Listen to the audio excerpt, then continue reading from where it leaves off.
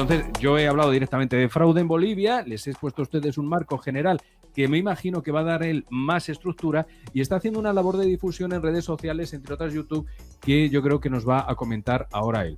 Bueno, sin más preámbulos, me gustaría dar la bienvenida a don Virginio. Muy buenas tardes. ¿Qué tal? ¿Cómo está usted?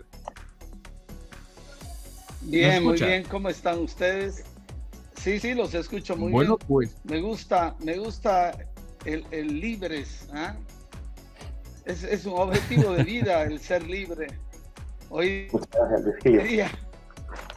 Desde luego, claro que sí, hasta que le pusimos así hasta ahora y demás.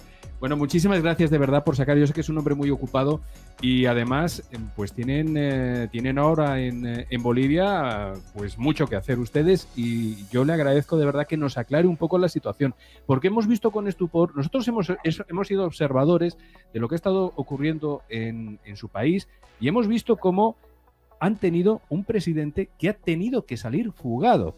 Es decir, se agarró un avión y salió fugado porque realmente la gente había llegado a un punto ya de tensión con un pucherazo que se demostró, sí está demostrado, aquí llamamos pucherazo al fraude electoral. Entonces, decir que eso incluso la OEA reconoció y ahora hemos visto que ha sucedido una serie de anomalías que usted está denunciando y la verdad es que nos hemos quedado de piedra. Yo he de decirle que estoy abrumado con toda la información que me ha estado llegando de Bolivia. Esa es la realidad. Yo siento que tendría que estar todo el día estudiando todo lo que me viene de allí, porque si no, uno no lo puede entender. Si no, uno siente que le faltan cosas por entender, porque es terrible. Bueno, ¿qué es lo que ha sucedido? ¿Qué nos puede contar usted? A ver, hay una cosa muy extraña en Bolivia en este momento y creo que eso va a explicar un poco el por qué no se sanciona. En Bolivia hacer fraude no es delito,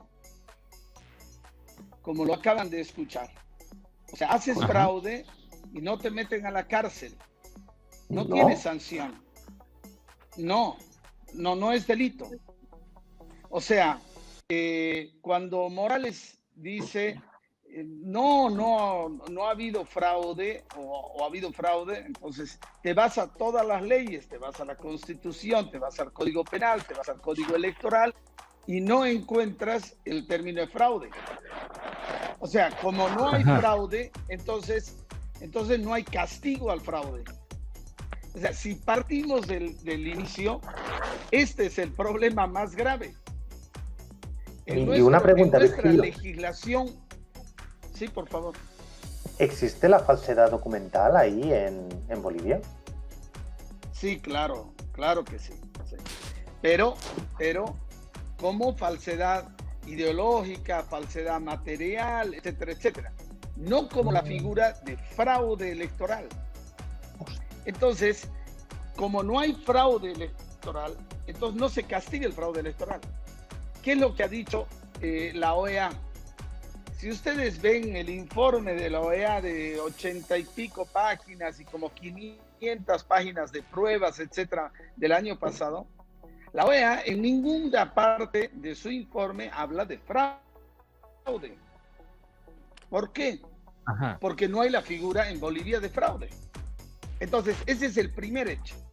Cuando ahora nosotros denunciamos irregularidades, observaciones en una serie de hechos, anomalías, etcétera, etcétera, que en la mesa se cuentan 80 votos y al final eran 120, etcétera, no puedes clasificarla como fraude. Entonces, tienes que clasificar por el nombre que está. Es decir, la dictadura de Morales, la dictadura de estos últimos años, ha logrado establecer y se ha puesto un manto de impunidad tan grande. ¿Por qué? Porque después de perder una elección, Morales,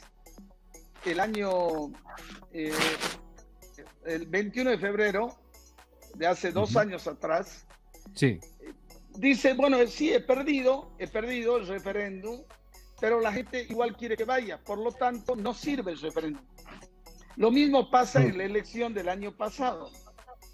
has perdido la elección porque se ha encontrado fraude, pero hacia el mundo le muestran no el hecho del fraude, no el hecho delictivo, sino muestran que ha habido un golpe de Estado.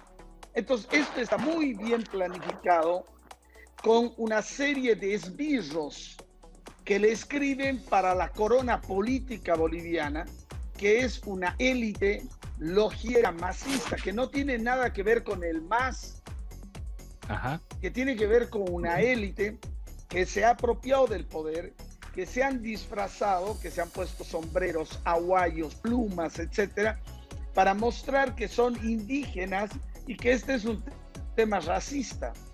Entonces, ustedes en España, en Europa, en este momento, hay una gran confusión. Hay mucha gente que dice, sacaron al único indígena que gobernó Bolivia. Entonces, el país tienen una serie de escribidores que en torno a una gran mentira siguen construyendo en el ámbito internacional este relato malicioso de lo que ha pasado en nuestro país. Para cerrar este primer momento, miren, lo que ha ocurrido en Bolivia a vista del mundo es un fraude electoral.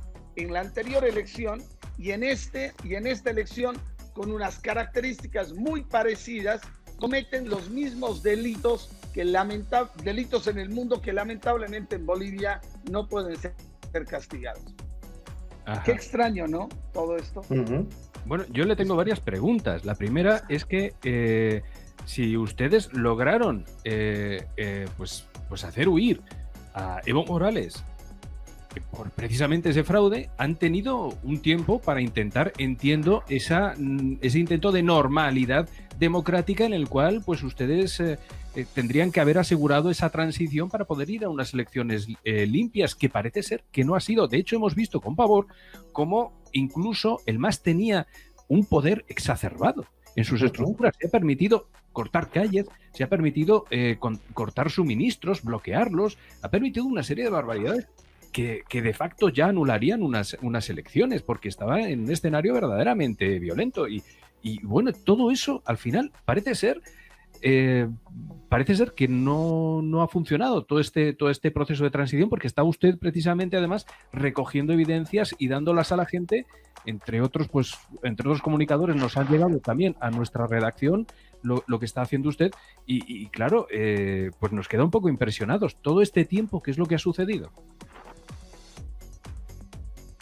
A ver, varias cosas. Primero, que no hemos estado en el gobierno. Primero, que fueron los jóvenes, los movimientos ciudadanos, no estuvieron en el gobierno. Áñez, con un grupo de senadores de la supuesta oposición, se hicieron cargo del gobierno. Pero Ajá. El masismo, el MAS, nunca dejó de manejar la Cámara de Diputados y la Cámara de Senadores. Nunca dejó de manejar toda la justicia y la fiscalía. Nunca dejaron de manejar el poder electoral. Nunca dejaron de estar en el gobierno nacional. Mantenían más de 240 municipios en todo el país. La mitad de las gobernaciones del país. Es decir, lo único que se logró sacar es un pedacito de la cabeza. Solo un pedacito de la cabeza. Toda la estructura quedó intacta durante este año. Y es más, el gobierno de Áñez, quizás uno de los peores gobiernos que hemos tenido en la democracia, un gobierno tirado de corrupción, nepotismo, despilfarro, todo lo malo que le puedes decir, lo único que ha hecho es fortalecer al poder político del MAS. Es decir, la jefe de campaña del movimiento al socialismo ha sido justamente la señora Áñez. Entonces, aquí no es que ha habido ningún proceso de transición. El MAS nunca se fue del gobierno.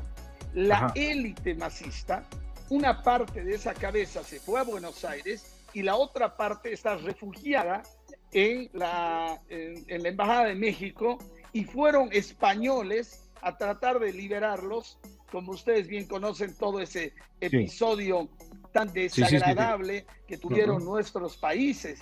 Entonces, la intromisión, ¿se imaginan ustedes un comando boliviano actuando en España?